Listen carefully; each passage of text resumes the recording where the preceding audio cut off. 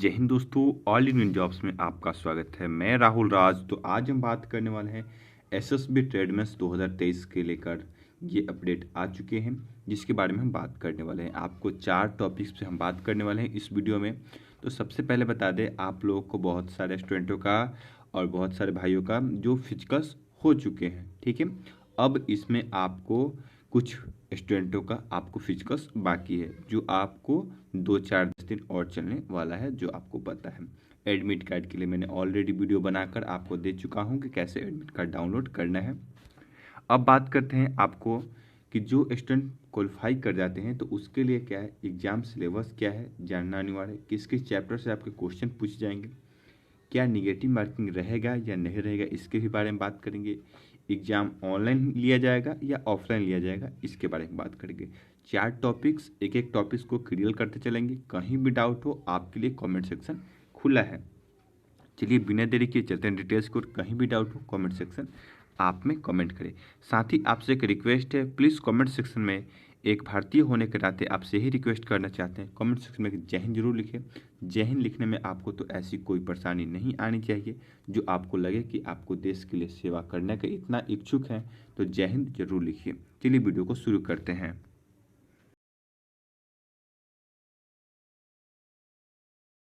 करेंगे और जानेंगे, ठीक है। जैसे कि सबसे पहले आपको एक बात बता दूं, आपने फॉर्म फिल किया, उसके बाद आपका सब फर्स्ट ऑफ ऑल आपका फिजिकल टेस्ट हुआ। फिजिकल्स में आपका क्या, ये आपका 4.8 किलोमीटर की दौड़ हुई, जो आपने 24 मिनट में क्वालिफाई कर ली। मेल कैंडिडेटों की बात कर रहा हूँ, ठीक है। और उसके बाद आपका हाइट हुआ, चेस्ट हुआ, वेट हुआ और बायोमेट्रिक हो चुका है। इस प्रक्रिया से आपने गुजर चुके हैं। इसके लिए अब आगे की बात करते हैं। ये आपने जितने भी स्टूडेंट ने फिजिकल्स फुल क्वालिफाई कर लिया, उनके लिए बहुत बहुत बधाई हो, आपने फिजिकल्स क्वालिफाई कर लिए। अब आपकी बारी आती है कि आप रिटन क्वालिफाई करें, और उसके बाद आपका क्या प्रोसेस बात करते हैं। तो जैसे कि आपने फर्स्ट ऑफ ऑल आपके 1 नंबर की बात कर ले तो फिजिकल्स आपका हो चुका। दूसरा नंबर की बात करें तो आप दूसरे नंबर में आपका क्या होगा, फिजिकल्स के बाद आपका रिटन एग्जाम होगा। उसी के लिए ये वीडियो मैंने लेकर आ चुका हूँ। इस वीडियो में हम बात करेंगे कि आपका एग्जाम किस प्रकार होगा, किस प्रकार चैप्टर से किस किस क्वेश्चन पूछे जाएंगे, और आपको कितना क्वेश्चन करके आइएगा कि चांस रहेगा कि आपका रिजल्ट हो जाए, ठीक है। अगर आपका एग्ज़ाम सही तरीके से चला जाता है, आपने सही तरीके से सही क्वेश्चन करके आते हैं, तो आपका रिजल्ट आ जाएगा। उसके बाद आपको बुलाया जाएगा आपको स्किल टेस्ट। स्किल टेस्ट में आपने जिस ट्रेड से फॉर्म को फिल किया है उसके लिए आपको बुलाया जाएगा और उसका आपका ट्रेड्स लिया जाएगा, ठीक है। ये बात ध्यान रखें। और साथ ही एक ट्रेड्स के लिए बात कर लूँ, आप जब भी ट्रेड्स के लिए आपको जो डॉक्यूमेंट्स उसमें मांगा जाएगा, वो आपको फॉर्म फिल करने से आपको 2 साल का कम से कम आपको रखा गया है एक्सपीरियंस, 2 साल का होना चाहिए। अगर आपका 2 साल का नहीं है तो आप फिजिकल्स क्वालिफाई, रिटन क्वालिफाई करने के बाद भी आप वहाँ छट जा सकते हैं। ये बात ध्यान रखें। अब बात कर ले, उसके बाद आपका जो स्किल टेस्ट होने के बाद फिर आपके लिए मेडिकल्स कराया जाएगा, फिर आपका फाइनल मेरिट आएगा। तो पहले फर्स्ट ऑफ ऑल फिजिकल्स होगा, दूसरा रिटन टेस्ट, तीसरा आपका स्किल टेस्ट, फिर आपका मेडिकल्स होगा, फिर आपका 5वां नंबर आपका मेरिट बनेगा। अब बात करते हैं, इस प्रोसेस को मैंने बता दिया। अब बात की एग्जाम्स के डिटेल्स। तो सबसे पहले अब बात करेंगे जो आपका 4 टॉपिक से क्वेश्चन रहने वाले हैं। फर्स्ट ऑफ ऑल रीजनिंग और तर्क से जो रहने वाले हैं, वो आपके 25 क्वेश्चन रहेंगे और 25 अंक का रहेंगे, ठीक है। आपके पास समय कितना, 2 घंटा यानी 120 मिनट आपके पास समय रहने वाले हैं। ये बात ध्यान रखिए। इसके बारे में बताएंगे कैसे करना है। समान ज्ञान और समान जागरूकता से जो क्वेश्चन रहने, जीके और जीएस, ठीक है। और साथ ही इसमें करेंट अफेयर भी जरूर रहेगा। ये आपका टोटल 25 क्वेश्चन रहेंगे, 25 मार्क्स के रहने वाले हैं, ठीक। उसके बाद गणित की बात कर ले। गणित में आपको 25 क्वेश्चन 25 मार्क्स के रहने वाले हैं। इंग्लिश और हिंदी आपको बता दें, आपको इंग्लिश और हिंदी दोनों लैंग्वेज रहेंगे। जिस लैंग्वेज में आप अपना एग्जाम देना चाहते हैं, ठीक है। आप हिंदी में देना चाहते हैं तो हिंदी में दीजिए, इंग्लिश में देना चाहते हैं तो आप इसे इंग्लिश में दे सकते हैं। जो आपने लैंग्वेज पढ़ी हुई है, जिसमें आपको क्वेश्चन अच्छा से समझ में आता है, उस आपको देना होगा सब्जेक्ट में। चलिए, ये 25 क्वेश्चन, ये भी 25 मार्क्स के रहने वाले हैं। चलिए अब बात करते हैं सबसे बड़ी बात इसी के इम्पोर्टेंट में। देखिए आपका टोटल क्वेश्चनों की संख्या हो गया 100, ठीक है, और कितना अंक हो गया, 100 अंक का आपका एग्जाम भी होगा, और समय अवधि आपका हो गया 120 मिनट। ये सबसे इम्पोर्टेंट चीज़, अगर आप एक एक मिनट एक क्वेश्चन पर देते हैं तो आपके पास 100 मिनट होते हैं, फिर आपके पास बचा कितना, 20 मिनट जो बचा, ये आपको बहुत इम्पोर्टेंट ये हो जाएगा। जो आपने एग्ज़ाम हॉल में जो क्वेश्चन आपको हार्ड लगता है वो आप नेक्स्ट करके चले जाते हैं, उसके लिए ये आपको 20 मिनट बहुत फ़ायदेमंद होगा। इसलिए कि आप कोशिश करें कि एक क्वेश्चन 1 मिनट के आसपास कर ले, और उसके बाद जो क्वेश्चन फंस रहा है उसको छोड़िए और आगे बढ़िए। फिर जो आपका 20 मिनट बचेगा, इस 20 मिनट में आप उस क्वेश्चन को ज़रूर कर लें, ठीक है। अब यही हम बात करते हैं आगे की ओर कि अब आपका समान ज्ञान, जीके, जीएस और रीजनिंग और हिंदी के बारे में। तो सबसे पहले बात करेंगे आपको किस सब्जेक्ट से, उसकी भी हम बात करें। तो यहाँ सबसे इम्पोर्टेंट चीज़ एक और निकल के, ये जो आपका एग्ज़ाम होंगे ये आपको लिखित परीक्षा होगी, ओएमआर के अंतर्गत नहीं होगा। ये आपका एग्ज़ाम ऑनलाइन होगा और एमसीक्यू क्वेश्चन रहेंगे, ठीक है। ये ऑब्जेक्टिव टाइप क्वेश्चन रहेंगे। जो फर्स्ट बार एग्जाम देंगे उसके लिए बता दूँ, आपका एक क्वेश्चन रहेगा, पूरा क्वेश्चन दिया रहेगा, उसका 4 ऑप्शन रहेगा, ऑप्शन ए, बी, सी या डी, ठीक है। और जिस ऑप्शन को आपको सही लगा उसको आपको क्लिक कर कर आपको ग्रीन कर देना है, ठीक है। ये बात आपको एग्जाम हॉल में पता चल जाएगा, ठीक है। 4 ऑप्शन में से एक ऑप्शन आपको सही रहेगा।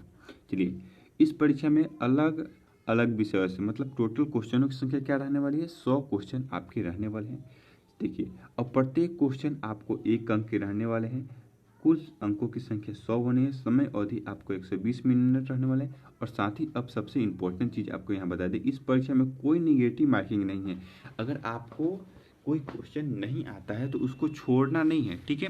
उसके लिए आपको उसमें आपको लगे कि 50-50 चांस भी है कि आपको ये नहीं क्वेश्चन ये आंसर हो सकता है, तो आप इसको जरूर करके आएँ। छोड़िएगा तो वो आपको बेकार चला जाएगा। इसलिए आपको निगेटिव मार्किंग नहीं है, तो आपको टोटल 100 के 100 क्वेश्चन करके आना है, ठीक है।